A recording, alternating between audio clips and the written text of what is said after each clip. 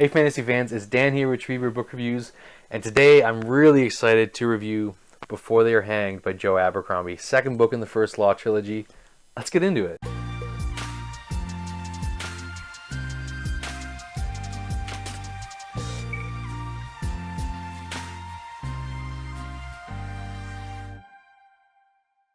Hey guys, welcome back. Dan here with another book review.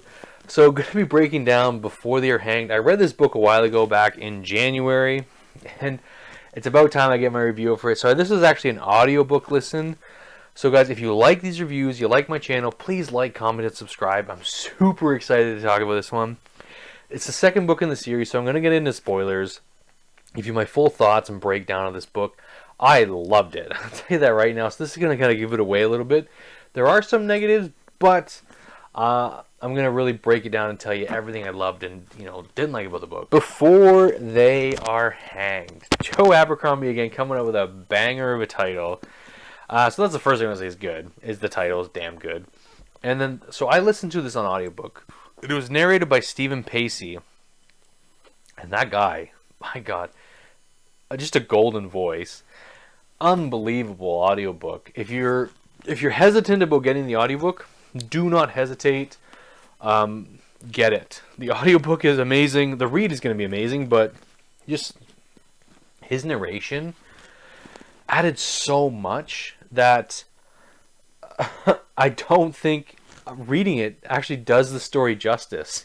To be honest, I really enjoyed the audiobook narration. So let's kind of get into what are the things I liked. I really love the characters in this universe, in the First Law. I love Sandan Glockta. I love Logan Nine Fingers, and like those are, and I actually really enjoyed Giselle, Giselle Dan Luthar. I really enjoyed his character in this book. He had so much character development, and even though this is a middle book, and it does have middle book syndrome, where a lot of the stuff that happens in the book doesn't really change the overall kind of result of the book, where a lot of things kind of fizzle out, but that's fine. And I think that's the reality Joe Abercrombie's trying to tell you in the story, is that not all things are going to play out like you think, and just because we're kind of going on a mission, doesn't mean it's going to be successful. And which I really loved in the story. This is a tale.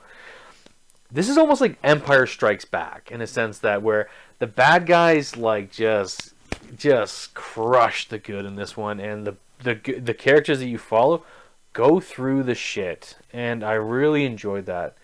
And I think Joe Abercrombie is probably one of my favorite authors right now writing. This book was just stunning. So let me just talk about why I like this. Okay, so let's talk about Glockta. So Glockta is one of my favorite characters, and he's in Dagoska. So he's been sent by the Superior Archlector to protect this city for as long as he can until it falls to the Gurkish. And so this is literally just Glockta at his finest, being an absolute genius, just manipulating the leaders of the city he knows that there's like a traitor amongst them. So he's kind of working against the Gurkish to stop them from attacking, or to hold them at bay as long as he can, and working against the city leaders to to find out who the traitor is. And it's just, I just love Sandan Glockta. He's crippled. He's got an ugly exterior with a scarred soul, but he's just so deep, and his dialogue is so beautiful. And Joe Abercrombie is a master at writing internal monologue after dialogue. So he just blends this beautifully. It's so perfectly done, and I don't think anyone I know who I've read does it better. So you'll have Glockta talking to a character, and then as soon as he's done talking, he has this internal monologue where he kind of says something like the opposite in his head, or something quippy. I just love it. I really love how he writes Glockta.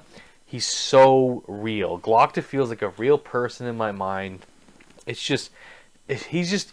His prose is so masterful, and his dialogue is so masterful. And even though this is a grim, dark book, he can be damn funny. Like Joe Abercrombie I know he's not. I don't know if he is trying to be funny or he might be trying to be funny, but he's damn funny. This guy, and his dialogue is so engaging, and they talk like real people. They aren't. They feel real. They feel fully realized. They have their own motivations, and you're listening and reading the events of like almost like something that happened, and you're in the seat with this person. So I know just his work on Glockta is amazing in this book. Like Glockta has a lot of growth. Glockta experiences a lot, and you really see Glockta test his ingenuity, and see him again just be steps ahead of people. Just love how he wrote Glockta. So then the other kind of plot lines you're following, there's 3 others actually more. So I'm going to talk about the Northmen, and you're really following like Dogman's POV, and I love the Dogman. The Northerners, the Northmen are freaking hilarious. I was laughing my backside off reading some of their bits. Just the way they speak to each other, the way they talk, and the way they swear, and they're just these gruff men. They've just seen crap in their lives. And they say what they say, and they don't care what you think, right? But they're so practical. They have so much like battle sense and battle smarts. I could listen. I just love to be a fly on the wall, listening to the Northmen talk. Like the Dogman talking to Three Trees, or Three Trees talking to Black Dow. It's honestly, it had me splitting my sides sometimes, because they're I don't know if they're trying to be funny, but man, they were amazing. His dialogue for those guys, second to none. The next plotline you follow is with first of the Magi, Byars, who is with Logan Ninefingers, Pharaoh, like she's the archer, and Giselle Dan Luthar, and then his like his apprentice, like Master Kwai, and then this other navigator guy who's extremely annoying, but he's kind of funny though too. So this is a very interesting plot line. They're going on like they're going on like a journey to find some stone that will help them fight the Gurkish, and it was it's really like it's a really like kind of old-fashioned adventure where they go on this long adventure. They're gone for months. They trek through wilderness and trek through like abandoned cities, and I love this plot line, even though it goes nowhere. I absolutely loved it. I love the character development.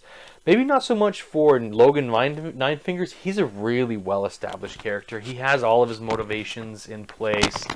He's not changing. He knows who he is. And he actually has a bigger changing effect on all the other characters like Pharaoh and Giselle Dan Luthar. And maybe not like the first of the Magi, like Byars. He's just old and set in his ways. But I just love this plot line. Like these characters, like you get a lot more in the head of Pharaoh, a lot more than you did in the Blade itself. She's a very angry character, and she's really hard to read and stay in her POV for a long time because she's so angry. And that's probably one of the downsides for me. Is just she's such an angry character, and she's really, really hard to just like all the time. And she's her own worst enemy, and she sees the worst in people, the absolute worst. It's very rare she sees the good, but you start to see cracks in her armor, which I did like. And so Giselle, who was this pomp, like dandy, just kind of never really had any kind of like stakes in his life, and he goes on this adventure that you're getting dirty, you stink, you're eating crap food, and your life's finally put in peril. And he he had his real fight for the first time, and he lost. He failed, and this was huge for his character, and I really started to like Giselle by the end of the book. He has such amazing character development, and he really changed as a character, and you thought, oh, this is going to be very short-lived, and it really wasn't. Like he changed for the better, and he grew so much, and because he experienced so much. So I just love this whole plot line. They went through heck and back, these guys, like Pharaoh and Logan, and you're learning more about all of them. Like especially Logan Ninefingers, you learn about his past, his family, how he kind of goes into like this berserker rage, and you learn about like the first of the Magi a little bit more and his masters. so good. It's so good. Even though it's just like, again, like a plodding adventure where they're just kind of like trying to go get to this mission, and it takes a long time to get there because it's just really far away. It's great. Everything about it, just like the dialogue they have, the stuff they run into. It's just Joe. Even though like not a lot happens, like major plot wise, it's so good. It's just so enjoyable. Alright, so let's kind of get on to the last plot line I want to talk about. Okay, so the last plot line is with Captain West, or he becomes Colonel West in this one. And, you know, he's kind of paired with the Crown Prince to fight off Bethod, or the Northmen. And, you know, he's paired with, like, this guy. He's just a prince. He's an idiot, you know, has no real battle experience. Has no real reason he should be there other than that he's royalty. And so he gets stuck, and his whole troop gets decimated except for him and a few others, and he gets saved by the Northmen, and him and the prince have to kind of fight their way back through the wilderness to get back to the main camp and kind of warn like the Union of the Northmen coming. It's really good. West isn't my favorite character. He's probably my least favorite of the POVs that kind of happened, but it got a little bit better because he was with the Northmen, and the Northmen are really funny, and they kind of help him develop his character. But he's a very angry character. He's extremely angry, and even one of the characters kind of says this to him. It's like, you're too angry. Like, I can't be around you, even though you see yourself as this nice person. It's like you have these demons, and it's really good for characters to do that, and just the way Joe Abercrombie wrote that was amazing. So, yeah, I did like that plot line.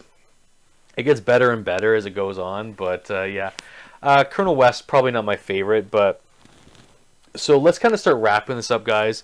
And what were my overall thoughts of Before They Were Hanged? Loved it.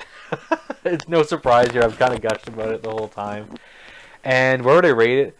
I'm going to give it a 4.9, which seems really high for a middle book where not a lot kind of happens. But there's something about this book that I absolutely loved. And it was just the dialogue, just the prose at work here. Joe Abercrombie just being able to just drop you into this world and be engaged with all the storylines. Like I said, there's 4 like storylines going on, and I felt engaged with all of them. And I know a lot of that was captured by Steven Pacey and his ability to be an amazing voice actor. And it pulled me in, and it just hooked me in. Like, I remember, because I listened to his audiobook, and I listened to it mainly when I'm doing dishes or when I was taking the dog for a walk. And I would always be trying to find an excuse to do dishes or taking my dog for extra long walks in the freezing, like, minus temperatures here where I live. So, yeah, absolutely love it. Do not pass up The First Law. I said Joe Abercrombie is one of my favorite authors right now. He just keeps blowing me away with all these books.